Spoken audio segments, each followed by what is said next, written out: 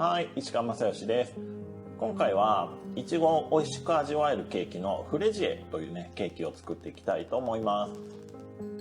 いちごに濃厚なクリームを組み合わせることでいちごの爽やかさがね際立っていくっていうケーキですね。生地にはアーモンドを加えてコクがあってしっとりとした生地を使っていきます。今回は生地をシート状に焼いてそれを上下に使いながらクリームといちごを挟むという感じですね。型紙を型に敷いて準備ができたら生地を作っていきます。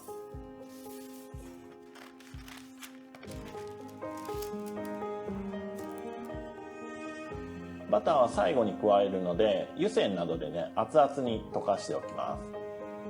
アーモンドと粉糖をこしてそこに全卵と卵黄を加えて混ぜていきます。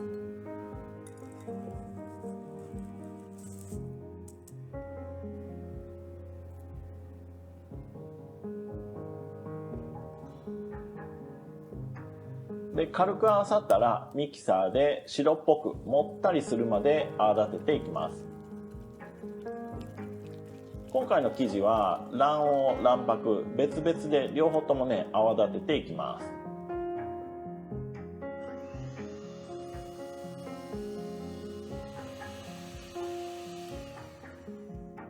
こんな感じでもったりしたら大丈夫ですね。で次は卵白ですね。卵白は粉糖を加えて飛び散らないように少しなじませてから泡立て始めます。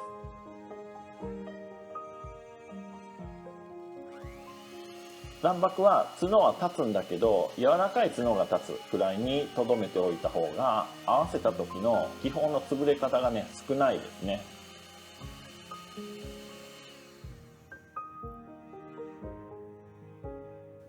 卵黄の方にメレンゲを1/3加えて混ぜます。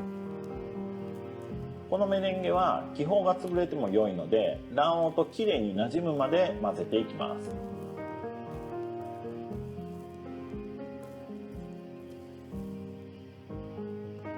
そこに粉類をふるい入れて粉がね見えなくなるまで混ぜていきます。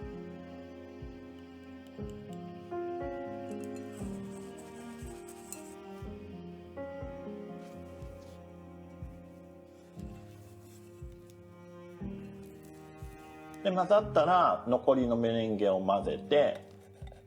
きれいに混ざったら熱々のバターを加えて均一に混ざれば生地の完成ですね。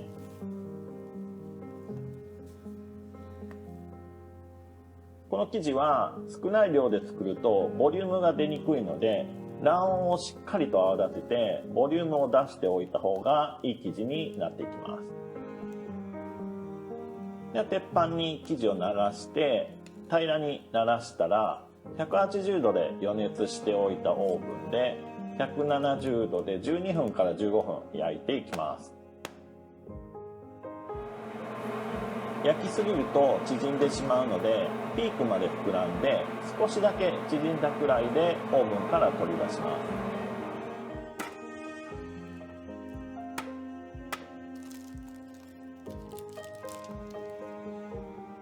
では次は中に詰めるクリームを作っていきますね。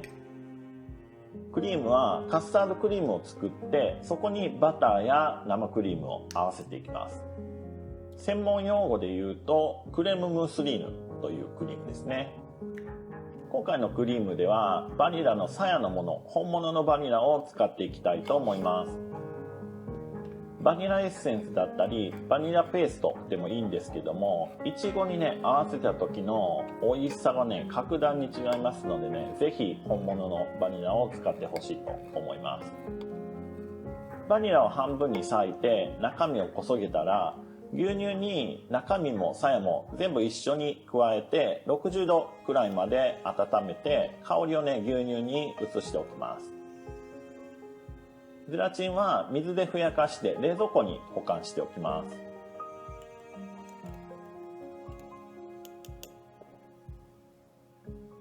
カスタードクリームが炊けた時にゼラチンと一緒にシロップも加えるので水に砂糖を加えて沸騰させて砂糖が溶けたらゼラチンを溶かして置いておきます。カスタードクリームの熱でも溶けていくので、しっかり溶かさなくてもね、全然大丈夫ですね。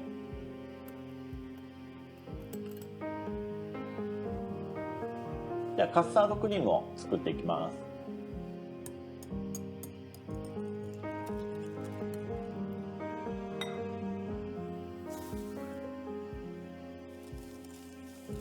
卵黄に砂糖を加えて少し白っぽくなるまで混ぜたら強力粉を混ぜていきます。で、強力粉でなくても薄力粉でもいいんですけども、強力粉でカスタードクリームを作ると固めにできるんですよね。で、固めなのでゼラチンを加える量を少なくできて、で結果的に口どけが良くなるので、僕はね強力粉を使って作っています。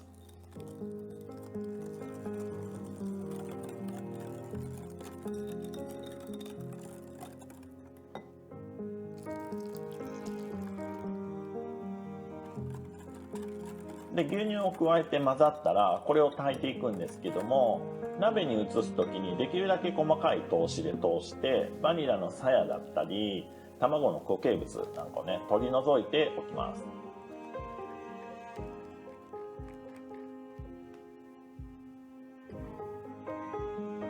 では炊いていきますね。 IH で炊いていますがガス火でも全然大丈夫です。で、ガス火よりも IH の方が底が焦げ付きやすいので、慣れない方は弱めの中火ぐらいで炊いてもいいかなと思います。底に当たっている生地から固まってくるので、しっかりと底をかきながら絶えず混ぜ続けますね。僕はホイッパーでしかカスタードを炊いたことないんですけども、これぐらい少量ならねゴンベラでも炊けるかなと思います。パティシエって特に1年目から3年目ぐらいのうちがカスタードを炊くことが多くて、みんなね液体量がね6リッターとか7リッターとかね普通に炊くんですよね。でその時にヘラだとね固まってくるとね全然混ぜられないんですね。なんでホイッパーが主流かなと思います。で、僕たまに押しながら混ぜてると思うんですけども、これは鍋の角の部分にホイッパーを当てて混ぜてるんですね。で、一度硬くなってから全体にね滑らかなツヤが出てくるまで頑張って混ぜます。こんな感じですね。こうなったら火を止めて先ほどのゼラチン液を加えます。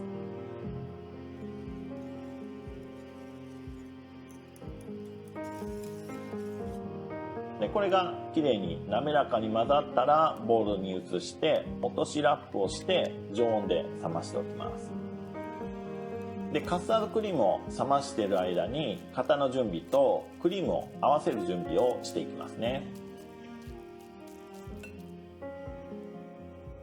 では生地に染み込ませるシロップを作ります。水に砂糖を加えてレンジで沸騰させて、砂糖の溶け残りを全部溶かしてからキルシュを加えておきます。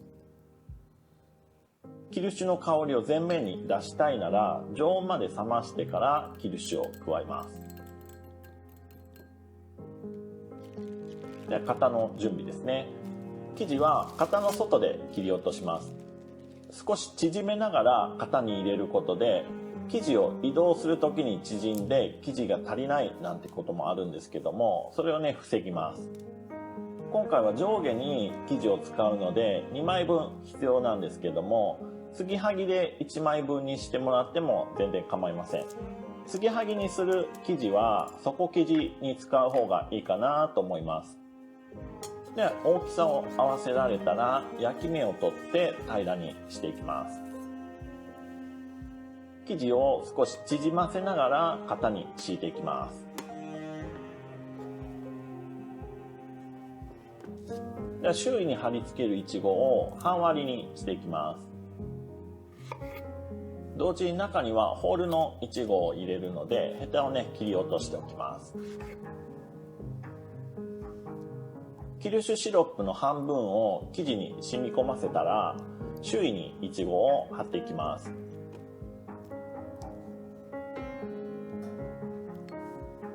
四隅には四つ割りにしたものを貼り付けます。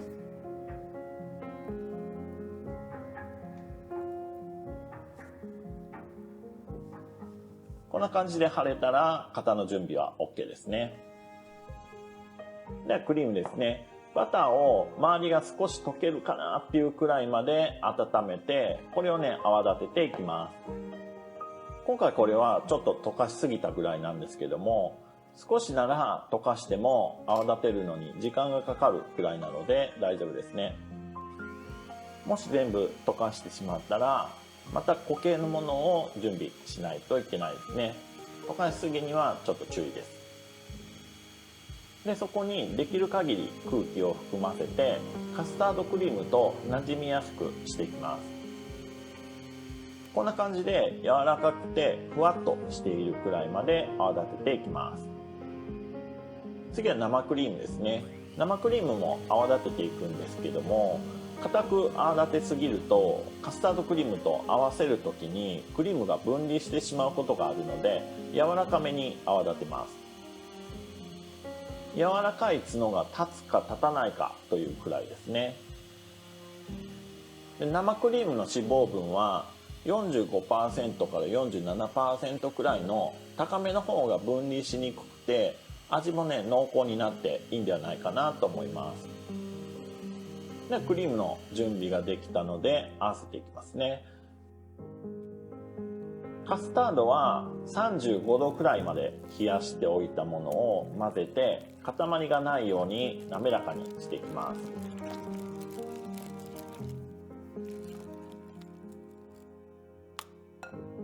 そこにバターを加えて混ぜていきます。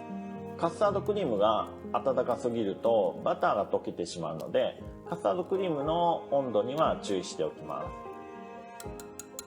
す。滑らかに混ざったら生クリームに加えて混ぜていきます。生クリームが見えなくなったら、そこからはねあんまり混ぜすぎず均一にしてクリームの完成ですね。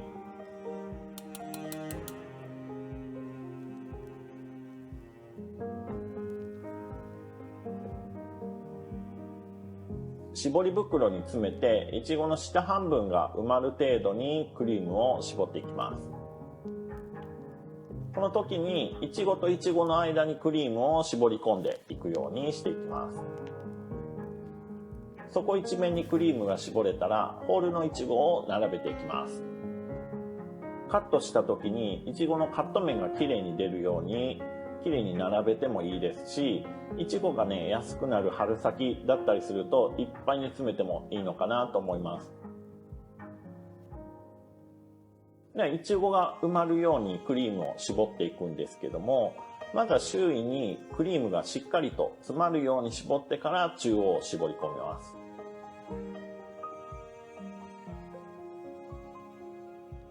最後に生地をかぶせて型の高さに合わせるので、高さが足りないところはクリームを足して調節してあげます。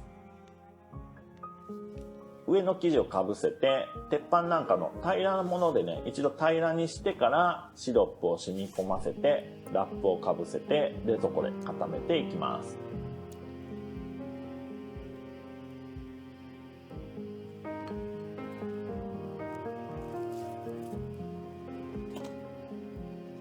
でこれが翌日ですね。表面にはバタークリームを塗って赤いジャムを塗ることが多いんですけども、それだけのために作るのも労力に合わないので、今回はね生クリームを表面に塗って仕上げていきます。生クリームに 8% の砂糖を加えて柔らかく泡立てたものを表面に塗っていきます。今回だと 50g ぐらいあれば十分に足りるかなと思います。今回は綺麗にならしていますけども、無造作に塗るだけでもね十分に可愛いかなと思います。で側面にはみ出したクリームを取ってバーナーや温めたタオルで側面を温めてから型を外します。温める目安としては冷蔵庫から出すと白く曇ってると思うんですけども、これがねなくなるくらいまで温めるとケーキの表面も少し溶けて外せるようになっていると思います。で、上の方の生クリームの部分はね、温めすぎないように注意していきます。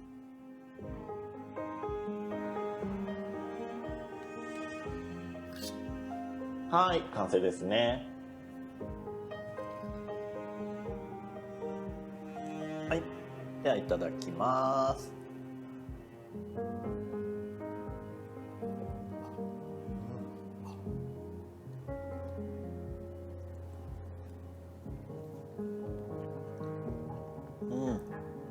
この濃厚なクリームといちごの酸味がねめっちゃ合う。生地にシロップを染み込ませてるんですけども、これがね爽やかな味と同時に生地をねすごく柔らかくしてるんですよね。なのでね全体の口どけがねめっちゃくちゃいいんですよね。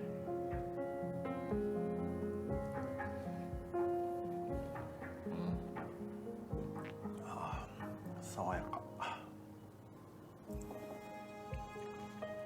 このケーキ食べるとねなんかアロマ食べてるみたいっていうかね、香水食べてるような錯覚に陥るんですよね、いつも。それぐらいいちごのねいい香りがドーンときますね。ご